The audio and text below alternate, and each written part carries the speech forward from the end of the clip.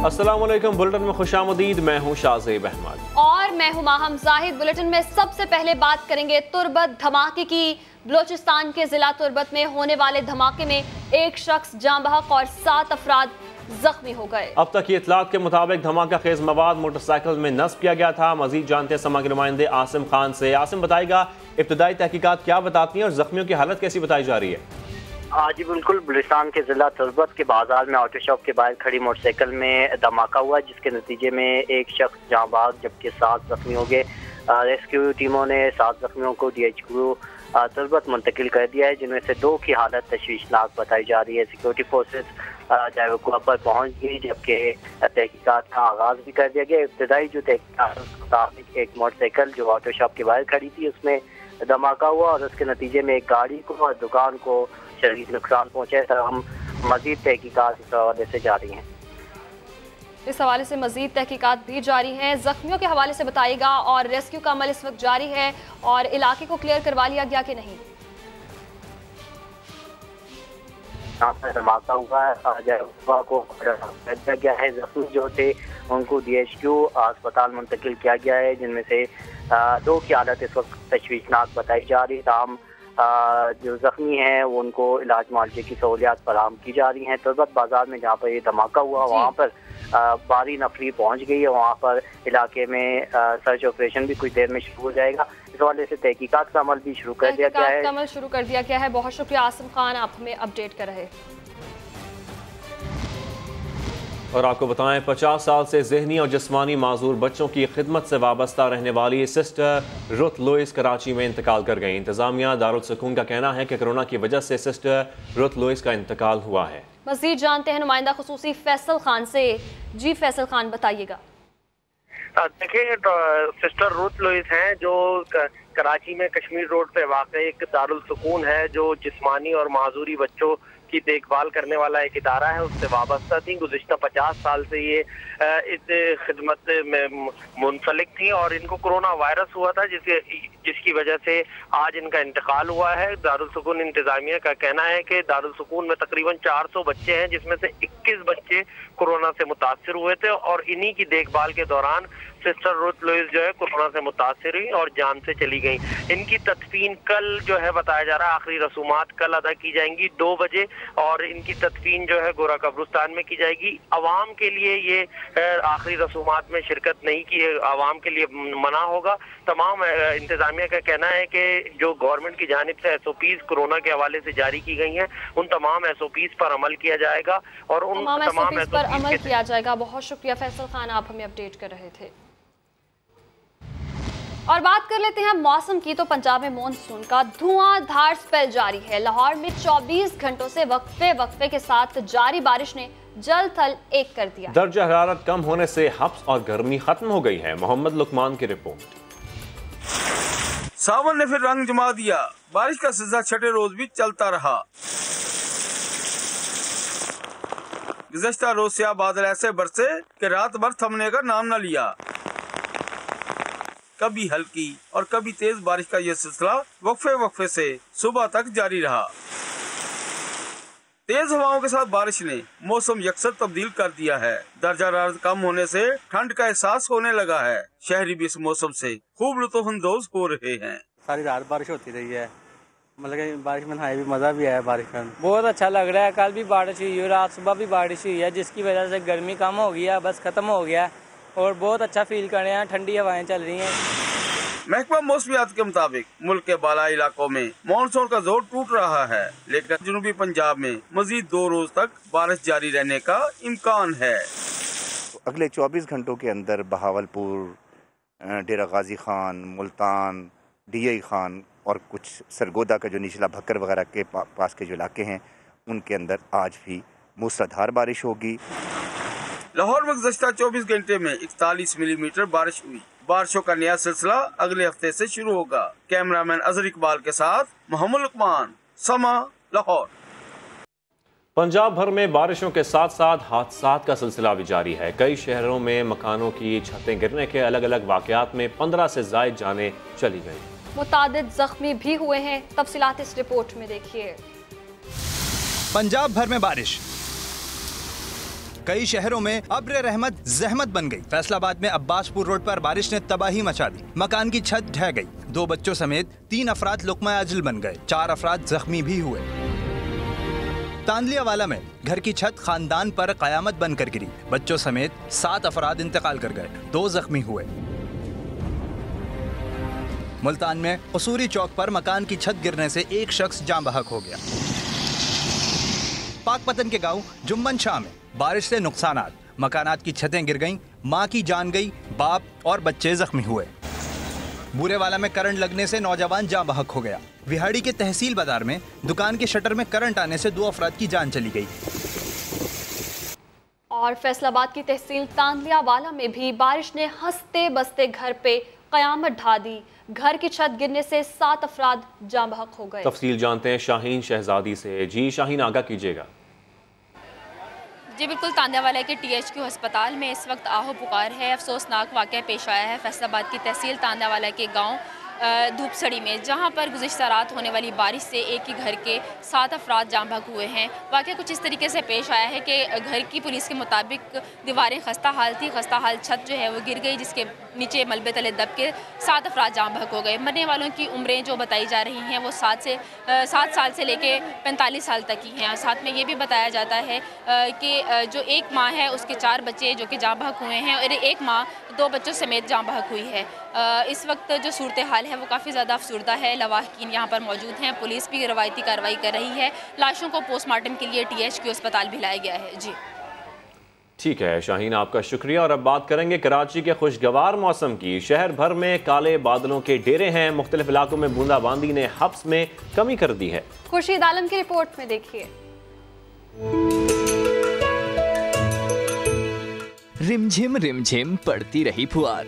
दफ्तर के लिए निकले हो या करना हो कारोबार, देखकर मौसम खुशगवार कराची के शहरी हो गए तैयार कि सारी मसरूफियात करके तर्क कहीं सैर करने का प्लान बनाते हैं यार। घूमेंगे फिरेंगे, वहीं पे एंजॉयमेंट करेंगे, तफरीह वफरी करेंगे। मौसम बहुत जबरदस्त हो गया माशाल्लाह, सब लोग निकले हुए और अच्छा हो रहा है। मगर जाएं कहाँ, कोरोना आड़े आ गया। घर पे जाएंगे, बच्चे बोलेंगे हमारे को ले जाओ घुमाओ फिरो, कहाँ ले जाएंगे उनको। मौसम तो अच्छा है सर, बड़ा माशाल्लाह से अल्लाह मियां ने रहम करा अपना कि इस कराची के ऊपर बारिश की रहमत बरसी है। कराची के मुख्तलिफ इलाकों में सुबह से ही वक्फे से बूंदाबांदी का सिलसिला जारी है। वैसे तो महकमे मौसमियात ने 25 जुलाई को बारिश की पेशगोई कर रखी है। आज शहर का कम से कम दर्जे हरारत 29.5 डिग्री सेंटीग्रेड रिकॉर्ड किया गया है। महकमे मौसमियात ने बताया है कि जुनूब मगरिबी इलाकों में हवाएं 27 किलोमीटर फी घंटा की रफ्तार से चल रही हैं, जबकि नमी का मौजूदा तनासब 75% है। और कराची के मौसम पर ही अपडेट हासिल करेंगे समा के नुमाइंदे खुर्शीद आलम से। जी खुर्शीद, बताइएगा इस वक्त बारिश हो रही है और शहरी क्या कहते हैं? मैं इस वक्त नॉर्थ कराची पावर हाउस पे मौजूद हूँ। मुख्तलिफ लोगों से हमारी बात हुई है मुख्तलिफ मकामात पर, तो हल्की बारिश और खुशगवार मौसम की वजह से चेहरे तो खिल उठे हैं, लेकिन साथ साथ मुख्तलिफ इलाकों में बिजली की जो बंदिश शुरू हुई है उससे भी शहरी काफी नाला और परेशान दिखाई दिए। मुख्तलिफ इलाकों में वक्फे के साथ बारिश है, लेकिन जिला जुनूबी के इलाकों में बारिश ज्यादा देखी गई है और जो जिला बस्ती और दीगर इलाके हैं वहां पर बारिश किसी हद तक कम हुई है, लेकिन मुख्तलिफ वक्फों के साथ हल्की फुहार, हल्की बूंदाबांदी और कुछ लम्हों के लिए तेज बारिश का सिलसिला पूरे शहर में जारी है। और इस हवाले से महकमा मौसमियात ने पेशगोई की थी कि तेज बारिशों का जो मज़ीद सिलसिला है वो 25 तारीख के बाद से शुरू होगा।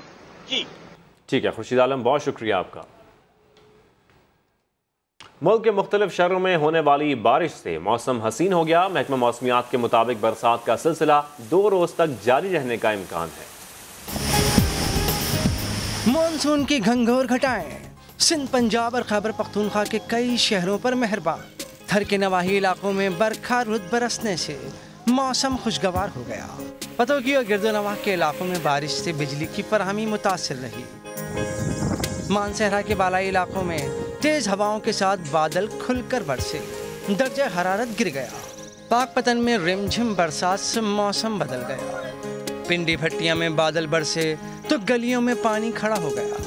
बहावल नगर में गरज चमक के साथ बारिश के बायस नशेबी इलाकों में पानी जमा हो गया। कई मुकामात पर तेज बारिश से ट्रैफिक की रवानी मुतासिर हुई। महकमा मौसमियात ने अगले 2 रोज तक मजीद बारिशों की पेशगोई की है। टोबा टेक सिंह में मूसलाधार बारिश से नशीबी इलाके ज़ेरे आब आ गए। जहलम और गिरदोनवाह में मूसलाधार बारिश का आगाज हो चुका है। बच्चे बड़े सब बारिश को किस तरह एंजॉय कर रहे हैं, जानते अपने नुमाइंदे इम्तियाज बेग से। जी इम्तियाज बताइएगा। जी बिल्कुल ऐसा ही है कि झेलम और गिरदोनवाह में मूसलाधार बारिश का सिलसिला शुरू हो चुका है। गुज़श्ता 2 रोज़ से यहाँ पर बारिश हो रही है और गर्मी का जो जोर है वो बिल्कुल टूट चुका है। निहायत ही शानदार मौसम है। लोग इस मौसम को गर्म पकवान से भी इंजॉय कर रहे हैं और बारिश में नहा कर भी इंजॉय कर रहे हैं। बच्चे बूढ़े बड़े सब खुश हैं क्योंकि गर्मी है वो बहुत ज़्यादा हो गई थी और इस मौसम ने गर्मी का जोर बिल्कुल तोड़ दिया है। गर्मी का जोर भी टूट गया है। शहरी बहुत इंजॉय कर रहे हैं। बहुत शुक्रिया इम्तियाज बेग, आप हमें अपडेट कर रहे थे। और मुल्तान में बारिशों ने मोटरसाइकिलें और गाड़ियां चलाना मुश्किल कर दिया है। कई इलाकों में 3-3 फुट तक पानी जमा है। राशिद हमीद की रिपोर्ट। मुल्तान में ट्रैफिक रोक बारिशें शुरू हो गईं। गर्मियों के शहर में मौसम की पहली बारिश ने सड़कें ऐसे डुबोई कि गाड़ियों और मोटरसाइकिलों का पहिया चलना मुश्किल हो गया। कचहरी रोड पर भी मोटरसाइकिलें बंद हो गईं। पानी इतना है कि रास्ता गाड़ी बंद हो गई, हर बंदा परेशान है। वासे वाले पता नहीं कहाँ चले गए हैं।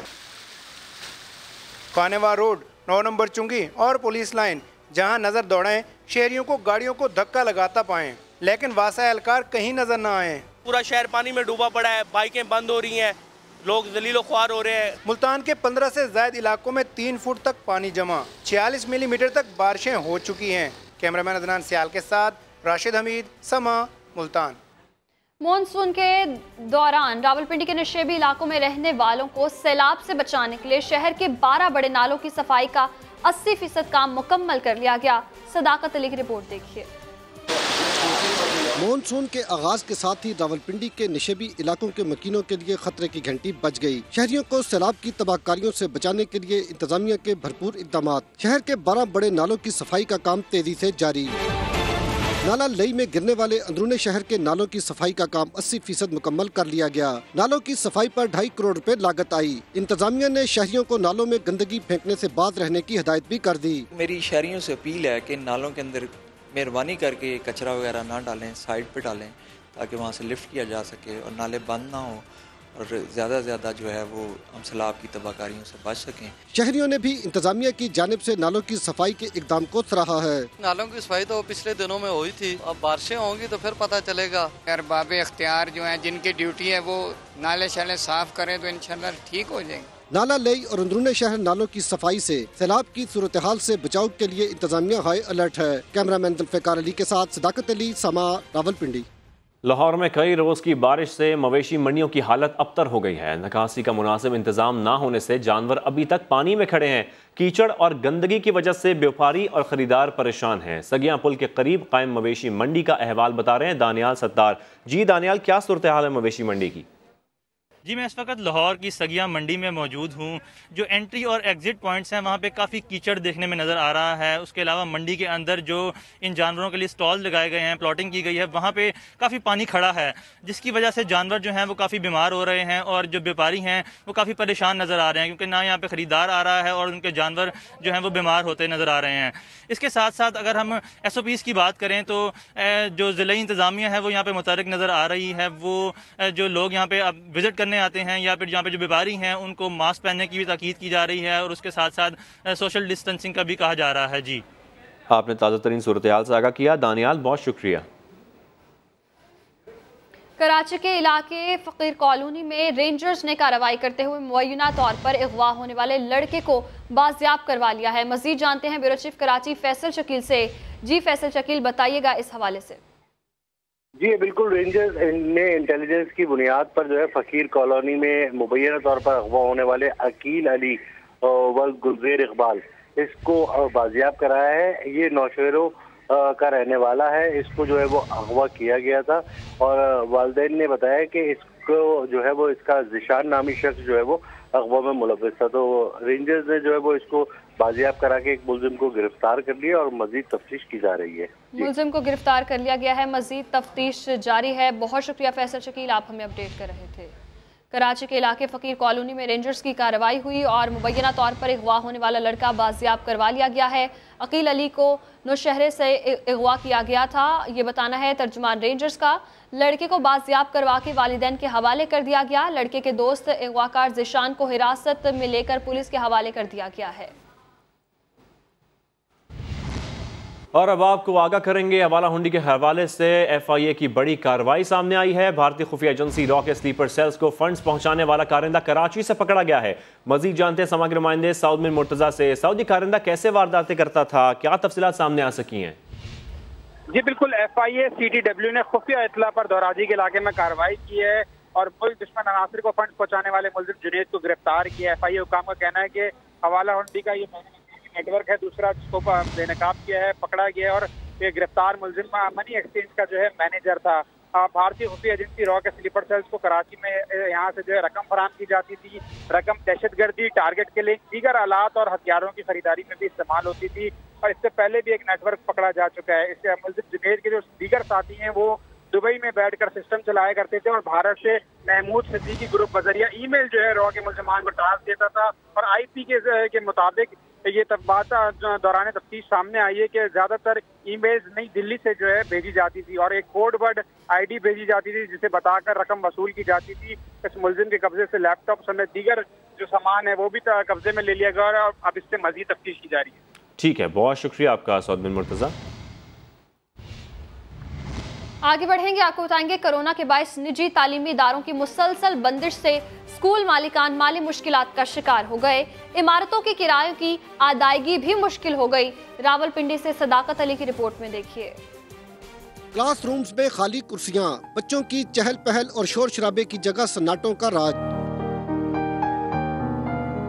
कोरोना के बायस निजी तालीमी इदारों की बंदिश से निजाम तालीम बुरी तरह मुतासर। स्कूल बंद हैं तो फीसें क्यों दें? वालिदैन ने मुंह मोड़ा तो स्कूल मालिकान शदीद माली मुश्किलात का शिकार हो गए। इस वक्त सैकड़ों तालीमी इदारे बंद हो चुके हैं। यही हालात रहे तो फिर कोरोना से भी बहुत बड़ा तालीमी बहरान जन्म लेगा जिसको काबू करना गवर्नमेंट के बस की बात नहीं है। ऑनलाइन क्लासेस का फार्मूला तो फेल हो गया। बच्चों की तालीम के ज़िया से वालिदैन भी परेशान हैं। पेरेंट्स सब भी परेशान हैं। अगर हम ट्यूशन के ही ट्यूटर के पास भेजते हैं वो भी नहीं ले रहे। पूरा एक साल जाया होने का खदशा है, बल्कि इस एक साल की जो स्टडी जाया होगी शायद अगले 2 साल में भी रिकवर ना हो सके। स्कूलों की मुसलसल बंदिश के बायस अब तो तुलबा भी घर बैठ बैठ कर उकता चुके हैं। गवर्नमेंट से ये कहना चाहेंगे कि प्लीज हमारे स्कूल्स खोल दिए जाए ताकि हम अपनी पढ़ाई को आगे कंटिन्यू कर सकें। कुछ बच्चों के पास मोबाइल्स नहीं होते जो ऑनलाइन क्लासेस नहीं ले पाते और कभी बार ऐसा होता है कि नेटवर्क एरर की वजह से हम लोग क्लासेस ज्वाइन नहीं कर पाते। तालीमी इदारों की मुसलसल बंदिश तुलबा की सलाहियतों को जंग लगाने के मुतरादिफ है। तलबा को मजीद नुकसान से बचाने के लिए SOPs के तहत तालीमी इदारों को खोलना वक्त की अहम जरूरत है। कैमरामैन मोहम्मद राहील के साथ सदाकत अली, समा, रावलपिंडी। आगे बढ़े और आपको बताएं, सऊदी अरब में ज़िलहज का चांद नजर नहीं आया। हज का रुकन आज़म वक़ूफ़ अरफा जुमेरात 30 जुलाई और ईद उल अज़हा जुमा 31 जुलाई को होगी। दूसरी तरफ पाकिस्तान में मरकजी रोयत हिलाल कमेटी का इजलास आज कराची में होगा। मुफ्ती मुनीबुर रहमान ने बताया कि माह ज़िलहज के चांद की रोयत का फैसला इजलास में किया जाएगा। इजलास बाद नमाज असर महकमा मौसमियात के दफ्तर में होगा। वेलकम बैक और यहाँ आपको अहम खबर देंगे। कराची से एहतसाब अदालत ने साबिक मुशीर पेट्रोलियम डॉक्टर आसिम हुसैन को मुल्क से बाहर जाने की इजाज़त दे दी है। आपको बताते चलें कि एहतसाब अदालत ने साबिक मुशीर पेट्रोलियम डॉक्टर आसिम हुसैन को मुल्क से बाहर जाने की इजाज़त दे दी है। इरफानुल हक से जानेंगे। जी इरफान, बताइएगा। देखिए, डॉक्टर आसिम हुसैन पर 2 करप्शन के रेफरेंसेस हैं। 462 अरब रुपए की करप्शन और 17 अरब रुपए की करप्शन। ये 2 रेफरेंसेस ज़ेर इल्तवा हैं और जिसकी पेशी के मौके पर डॉक्टर आसिम अमूमन अदालत आते हैं। ताहम उन्होंने एक दरख्वास्त दायर की थी कि उन्होंने फॉलो अप चेकअप के लिए लंदन जाना है और वो दौरान मुल्क से कबल भी इलाज के लिए जाते रहते हैं, तो उन्हें 1 माह के लिए कम से कम इस बात की इजाज़त दी जाए कि वो फॉलो अप चेकअप के लिए जा सकें। अदालत ने दरख्वास्त की समाअत के बाद उन्हें इजाज़त दी है और उनकी दरख्वास्त मंजूर की है और ये हिदायत की है कि 25 अगस्त तक वो वापस आकर अदालत को रिपोर्ट करें और अपनी वापसी के हवाले से अदालत को आगाह करें ताकि उनकी जो मुकदमात हैं उनकी समाअत को जारी रखा जा सके। जी बहुत शुक्रिया इरफानुल हक, आप हमें अपडेट कर रहे थे। कोयटा में ट्रैफिक जाम का मसला सर उठाने लगा। सड़क कुशादा होने के बावजूद जिना रोड से मिशन रोड तक का 10 मिनट का सफर आधे घंटे से जायद में तय हो रहा है। ट्रैफिक जैम की क्या वजह है, जानते हैं आसिम खान से। जी आसिम, बताइएगा। में ट्रैफिक जाम का मसला रोज बरोज गंभीर होता जा रहा है। तंग सड़कें और डबल पार्किंग की वजह से शहरियों को शदीद मुश्किलात का सामना करना पड़ता है। कोयटा के साइंस कॉलेज चौक से मिशन रोड तक 2.5 किलोमीटर का सफर कितनी देर में तय होता है, आइए आपको दिखाते हैं।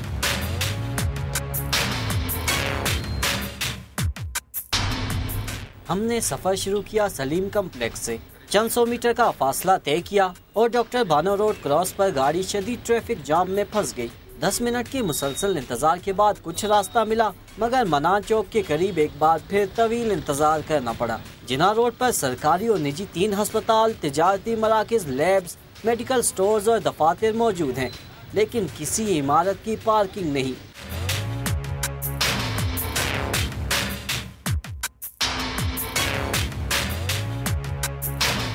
लोग अजाब में है इसी ट्रैफिक की वजह से। अगर ट्रैफिक पुलिस अपना ड्यूटी सही तरीके से अंजाम देते तो हमारा हाल ये नहीं होता। कोयटा एक ऐसा शहर है, ऐसा सिटी है कि अगर एक रोड जाम हो जाए तो पूरे कोयटा शहर जो है जाम हो जाता है।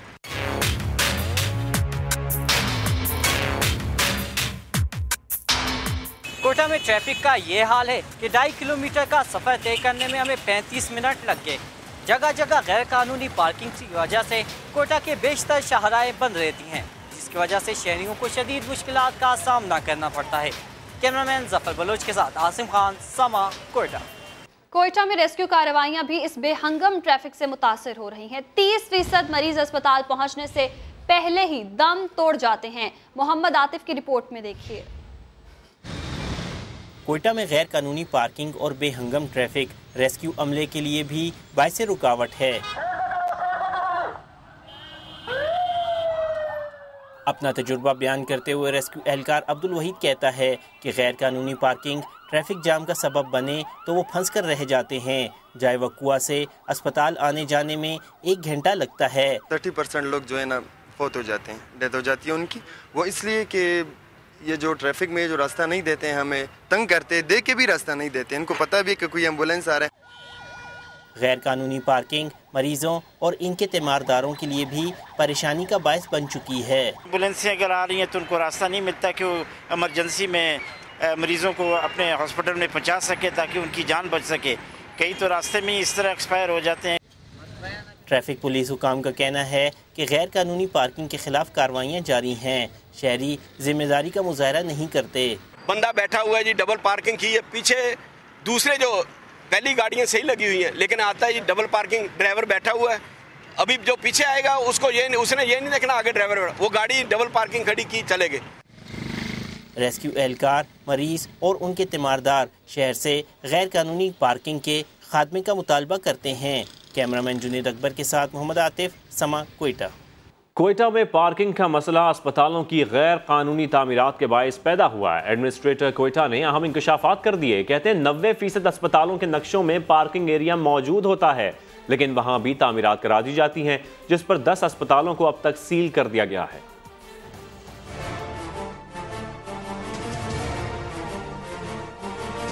कोयटा शहर की सारी सड़कें जो तंग सड़कें और जिन पे ट्रैफिक का इतना बड़ा एक जंजाल और एक बवाल बना हुआ है, उनकी वजूहात एक बहुत बड़ी वजह हॉस्पिटल्स की पार्किंग ना होने का भी है। जब इन हॉस्पिटल मालिकान ने हमारे पास अप्लाई किया था फॉर मैप अप्रूवल, तो इन्होंने हमसे हम उस मैप में इनकी पार्किंग भी मौजूद थी। 90% जो हमारे हॉस्पिटल्स हैं कोयटा शहर में, स्पेशली प्राइवेट हॉस्पिटल्स, उन्होंने तमाम पार्किंग्स जो अपनी कन्वर्ट कर दी हैं लैब्स में। आला अदलिया ने इस चीज़ का एक नोटिस लिया है कि कोयटा शहर में जितनी भी हॉस्पिटल्स हैं, डिपार्टमेंटल स्टोर्स हैं या ऐसी बिल्डिंग्स हैं जिन्होंने बिल्डिंग कोड की खिलाफ वर्जी की है, एज़ पर बिल्डिंग कोड वो नहीं बनाई गई हैं, उनके ख़िलाफ़ आज हमने जैसे हमें डायरेक्शंस मिली हैं ऑनरेबल हाई कोर्ट से, उन डायरेक्शंस के तहत हमने ये कार्रवाई शुरू की है। और ये एक्शन अबव बोर्ड होगा। इसमें किसी किस्म को, किसी हॉस्पिटल को, किसी बिल्डिंग को कोई रियायत नहीं बरती जाएगी। सुप्रीम कोर्ट ने फौजी अदालतों से सजा याफ्ता 196 दहशतगर्दों की रिहाई का फैसला मुअत्तल कर दिया। विफाकी हुकूमत से तमाम मुकदमात की तफसीलात तलब कर ली। पेशावर हाई कोर्ट ने 17 जून को दहशतगर्दों की सजाएं कलदम करार देकर उनकी रिहाई का हुक्म दिया था। इस्लामाबाद से जुल्कनैन इकबाल की रिपोर्ट देखिए। मुल्क दुश्मन सरगर्मियों में मुलव्वस दहशतगर्दों की रिहाई नहीं हो सकती। सुप्रीम कोर्ट ने 196 दहशतगर्दों की रिहाई रोक दी। पेशावर हाई कोर्ट का हुक्म मुअत्तल। जस्टिस मुशीर आलम की सरबराही में सुप्रीम कोर्ट के 3 रुकनी बेंच ने पेशावर हाई कोर्ट के फैसले के खिलाफ वफाक की अपील पर समाअत की। जस्टिस काजी अमीन ने रिमार्क दिए कि फौजी अदालतों से ट्रायल के बाद मुजरिमों को सजा हुई। हर केस के अपने शवाहिद और हकायक हैं। पूछा कि रिहाई के फैसले के बाद भी मुल्जिमान जेलों में हैं। एडिशनल अटॉर्नी जनरल ने बताया कि मुजरिमान ताहाल जेलों में हैं। इस्तदा की कि हाई कोर्ट का फैसला मुअत्तल किया जाए। अदालत ने तमाम फरीकैन को नोटिस जारी करते हुए वफाकी हुकूमत से दहशतगर्दों के मुकदमात की तफसीलात भी तलब कर ली। केस की समाअत जुम्मे को दोबारा होगी। पेशावर हाई कोर्ट ने 17 जून को दहशतगर्दों की सजाएं कलअदम करार देकर उनकी रिहाई का हुक्म दिया था। और आपको बताएं, पंजाब की सियासी बिसात पर प्लस माइनस का खेल जारी। काफ लीग समेत कई सियासी धड़े वजारत आला के लिए मुतहर्रिक हो गए। वजीर कानून पंजाब राजा बशारत की वजीर आजम से मुलाकात और सलाह मशवरों ने चौधरी बरादरान के लिए खतरे की घंटी बजा दी। लाहौर से मोहम्मद अली जड़ की रिपोर्ट। उस्मान बुज़दार तब्दीली का नाम है। घर में बिजली नहीं है, 7 आदमी है। कप्तान की तारीफें समेटने वाले बुज़दार क्या वजीर आजम के दिल से उतर गए हैं?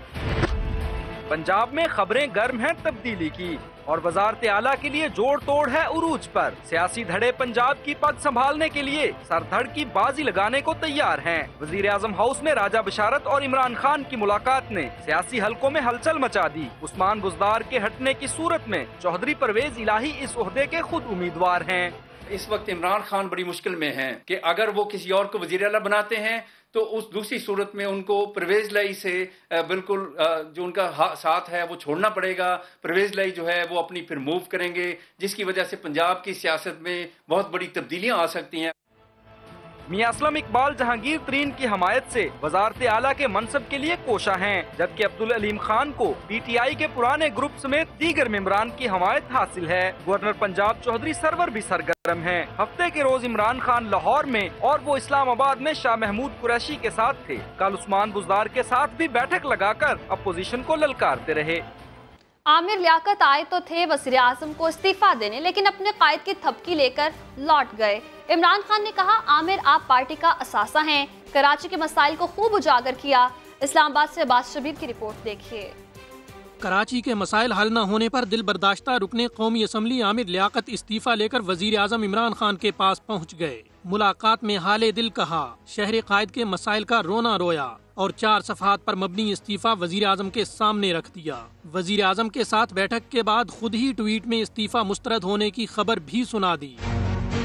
आमिर लियाकत के मुताबिक वजीर आजम ने उन्हें पार्टी का असासा करार दिया और कहा, हमने मिलकर पाकिस्तान को फलाही रियासत बनाना है। हल्के और कराची के मसाइल को उजागर करने के लिए कोशिशों की खूब तारीफ भी की। वजीर आजम ने कराची को अपने लिए सबसे अहम शहर करार दिया। ये यकीन भी दिलाया कि इलेक्ट्रिक, पानी और सीवरेज समेत तमाम मसाइल को मिलकर क्लीन स्वीप करेंगे। आमिर लियाकत ने ट्वीट में लिखा कि वजीर आजम ने कहा, सियासी सूझबूझ और आवाम का दर्द रखने वाले मुंतखब रहनुमा का किरदार आप जैसा होना चाहिए। और अब आपको बताएं, रोशनियों के शहर को अंधेरों में धकेलने की जिम्मेदार के इलेक्ट्रिक करार। नेपरा ने तहकीकाती रिपोर्ट में साफ कह दिया कि कराची में बिजली बहरान की वजह ईंधन की कमी नहीं, कि इलेक्ट्रिक के खिलाफ कार्रवाई की सिफारिश भी कर दी गई। इस्लामाबाद से वहाब कामरान की रिपोर्ट। कराची में बिजली बहरान की असल वजह क्या? नेपरा की तहकीकाती टीम ने हकायक से पर्दा उठा दिया। अथॉरिटी को जमा कराई रिपोर्ट में के इलेक्ट्रिक की नाअहली वजह ठहरी। कराची इलेक्ट्रिक सप्लाई कंपनी के खिलाफ कार्रवाई की सिफारिश भी कर दी गई। तहकीकाती रिपोर्ट में के इलेक्ट्रिक का ईंधन की कमी को लोड शेडिंग की वजह करार देने का जवाज यकसर मुस्तरद। ये भी बताया गया है कि के इलेक्ट्रिक फर्नेस ऑयल पर बिजली पैदा करने से गुरेजा है। पैदावार बढ़ाने के लिए नतीजा खेज सरमायाकारी भी नहीं की गई। और तो और कंपनी का तरसीली निजाम तलब के मुताबिक बिला तात्तुल बिजली फराहमी की सलाहियत ही नहीं रखता। रिपोर्ट में ये इंकशाफ भी सामने आया कि गैस के बकाया जात अदा न होने के बायस बिजली की पैदावार मुतासिर हो रही है। के इलेक्ट्रिक के सुई सदरन गैस कंपनी के साथ मामलात तय न होने से भी कराची वालों को लोड शेडिंग का अजाब झेलना। सियालकोट में चीनी और आटे का बहरान सर उठाने लगा है। चीनी 70 के बजाय 95 रुपए फी किलो तक फरोख्त की जाने लगी है। शहजाद अहमद की रिपोर्ट देखिए। सियालकोट की मार्केट में चीनी की कमी, आवाम में बेचैनी, आटा भी नायाब हो गया। शहरियों का कहना है दुकानदार मनमाने रेट वसूल करने लगे हैं। चीनी 70 के बजाय 95 रुपए, जबकि 20 किलो फाइन आटे का थैला 1000 रुपए में फरोख्त किया जा रहा है। सुबह से लेके ये टाइम हो गया, मैं मार्केट में फिर रहा हूँ, आटा नहीं मिल रहा, चीनी नहीं मिल रही। ठीक है, इमरान खान को हम लोगों ने वोट दिया था, इसलिए दिया था कि जाके गरीब बंदे की कोई सुनवाई हो। दुकानदारों का वही पुराना रोना, माल महंगा मिल रहा है, क्या करें। चीनी सानू जी पिछों ब्लैक दे विच आ रही है 4300-4400 रुपये तोड़ा, गवर्नमेंट कह रही है 70 रुपये किलो बेचो। शहरियों का कहना है इंतजामिया चीनी और आटे की फराहमी के लिए महज कागजी कार्रवाई के बजाय अमली इकदाम करे। कैमरामैन आजिद के साथ शहजाद अहमद, समा, सियालकोट। CDA ने न्यू ब्लू एरिया के कमर्शियल प्लॉट्स नीलामी के लिए मार्केट में फेंके तो 17 अरब की खती रकम की पेशकश आ गई, लेकिन इन अरबों रुपए में से अवाम को क्या मिलेगा? सवालात उठे तो कैपिटल डेवलपमेंट अथॉरिटी हुकाम ने भी तसल्लियों का पैकेज दे दिया। इस्लामाबाद से अरहम खान की रिपोर्ट। इस्लामाबाद के जिना एवेन्यू पर नया मेगा तामीराती प्रोजेक्ट न्यू ब्लू एरिया, जहां बनेंगे शॉपिंग मॉल्स, 5 स्टार होटल और रिहायशी अपार्टमेंट्स। इधर नीलामी का आगाज, उधर डाउनटाउन में शामिल 12 प्लॉट्स हाथों हाथ फरोख्त। CDA के खजाने में 17 अरब रुपए आएंगे। शहरी कहते हैं कि बात तो तब है कि ये रकम अवामी फलाह पर खर्च की जाए।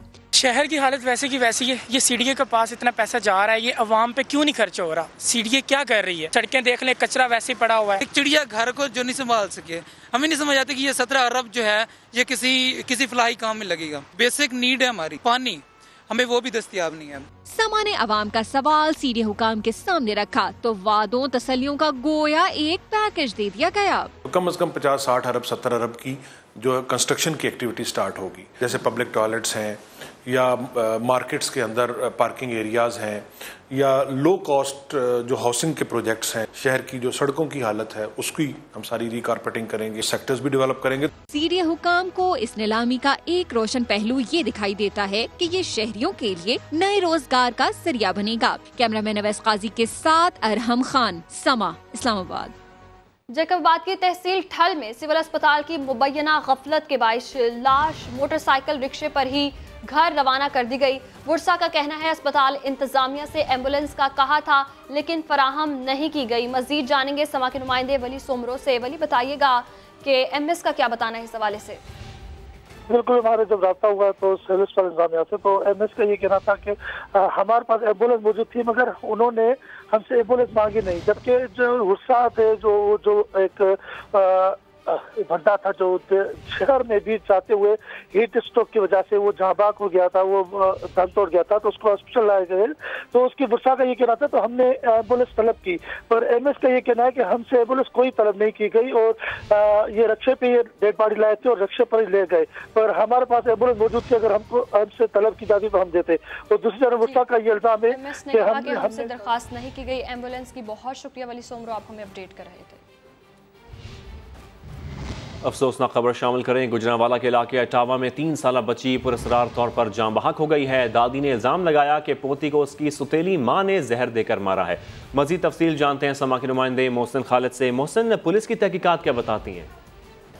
जी बिल्कुल, पुलिस ने जो है खतून को हिरासत में लिया है और तहकीकात शुरू कर दी है। और ये वाकया जो है गुजरांवाला का थाना सदर है उसकी हदूद में पेश आया है, अटावा के इलाके में, जहाँ पे 3 साला बच्ची है दुआ, जो कि आज सुबह जो पुरस्रार तौर पर जब जाँ बहक हुई है तो उसके बाद उसकी जो दादी है उसने इल्जाम लगाया है कि उसकी सुतेली माँ ने उसको दूध में जहर मिलाकर जो है वो मारा है। और कुछ इस तरह से अहले खाना बताते हैं कि दुआ की जो माँ है वो 8 महीने कबल जो है वो फोत हो गई थी, जिसके बाद उसके वालिद मंजूर ने दूसरी शादी की थी। जाहिदा सरवत नामी खातून थे, जो कि दादी का इल्जाम है कि वो खातून तीनों बच्चों को जो उसके सुतेले बच्चे हैं उनको मारना चाहती थी, तहम 2 बच्चे जो है वो घर से बाहर थे, तो दुआ को उसने दूध में जहर मिलाकर जो है वो। ठीक है, बहुत शुक्रिया तफसीलात के लिए मोहसिन।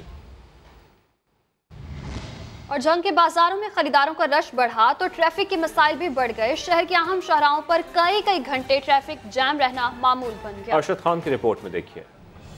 स्मार्ट लॉकडाउन के बाइस महदूद कारोबारी औकात, जंग के बाजारों में रश बढ़ने से ट्रैफिक के मसाइल में भी इजाफा हो गया। रेल बाजार, अनारकली बाजार और दीगर में ट्रैफिक कंट्रोल करने के लिए वार्डन कम पड़ गए। आप देखें इतनी ट्रैफिक है, हर दूसरे दिन कोई ना कोई लड़ाई होती है, डेली 2-4 लड़ाइयाँ होती हैं। वजह ट्रैफिक की कंट्रोल करने वाला कोई नहीं है। मसाइल बढ़े तो निजी सिक्योरिटी गार्ड भी मैदान में आ गए, साथ ही इंतजामिया की नाअहली का शिकवा भी किया। ट्रैफिक क्लियर करिए या बाजार क्लियर करिए, साड़ी नौकरी बाजार के अंदर है, साड़ी ये नौकरी नहीं है कि ट्रैफिक और रिक्शा वालों ना लड़ना भिड़ना और ट्रैफिक कंट्रोल करना। शहरियों का कहना है पुलिस हुकाम अहम बाजारों में ट्रैफिक वार्डन्स की तैनाती को यकीनी बनाए। मोहम्मद अरशद खान, समाज झंग। फिल वक्त इतना ही। एक ब्रेक के बाद हाजिर होंगे हेडलाइंस के साथ। आप देखते रहिए समा।